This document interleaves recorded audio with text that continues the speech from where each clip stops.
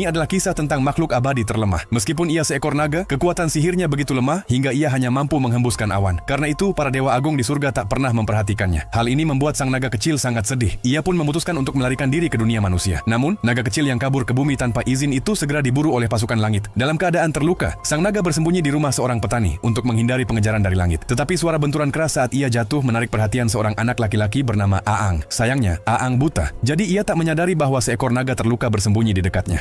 Sejak hari itu, sang naga tinggal di sana, dan tampaknya para dewa di surga telah melupakan keberadaannya. 3 hari kemudian, saat bersembunyi di bawah rumah, sang naga secara tak sengaja mendengar bahwa nenek Aang jatuh sakit. Ia merasa sangat khawatir, tapi dengan kekuatannya yang lemah, ia tak bisa berbuat apa-apa untuk membantu. Malam harinya, Aang pergi ke kuil desa untuk berdoa agar neneknya sembuh. Asap dupa yang ia bakar terbawa angin dan masuk ke hidung sang naga, membuatnya bersin keras. Suara itu menarik perhatian Aang, yang mengira itu pertanda ilahi. Agar tidak ketahuan, sang naga terpaksa berpura-pura menjadi dewa. Aang memohon agar dewa itu menyembuhkan neneknya dan berjanji akan menyembahnya mulai saat itu. Namun naga itu sebenarnya tidak punya kekuatan penyembuhan. Beruntung, kondisi sang nenek perlahan membaik. Aang mengira semua itu karena bantuan sang naga. Jadi ia mulai membawa persembahan setiap hari. Sang naga merasa sangat bahagia. Untuk pertama kalinya, ia merasa dibutuhkan dan dihargai. Namun tiba-tiba, iblis kekeringan muncul di desa. Iblis itu mengklaim bahwa penduduk desa tidak menyembahnya dan mengancam akan membawa kekeringan selama 7 tahun. Sebenarnya sang naga bisa melaporkannya ke surga, tapi jika ia melakukannya, ia akan tertangkap. Ia tak ingin meninggalkan anak itu. Jadi ia mulai memikirkan sebuah rencana. 5 menit kemudian, ia menyadari sesuatu. Serangan dewa petir dapat melemahkan kekuatan para dewa lain. Dan darah dari dewa yang tersambar petir juga memiliki efek penghalang sihir. Maka sang naga dengan sengaja menampakkan diri, memancing dewa petir untuk menyerangnya. Namun tanpa sengaja ia juga menyeret Peri Persik ke dalam situasi itu. Meski Peri Persik merasakan sakit yang luar biasa, ia memutuskan untuk menyembuhkan sang naga terlebih dahulu.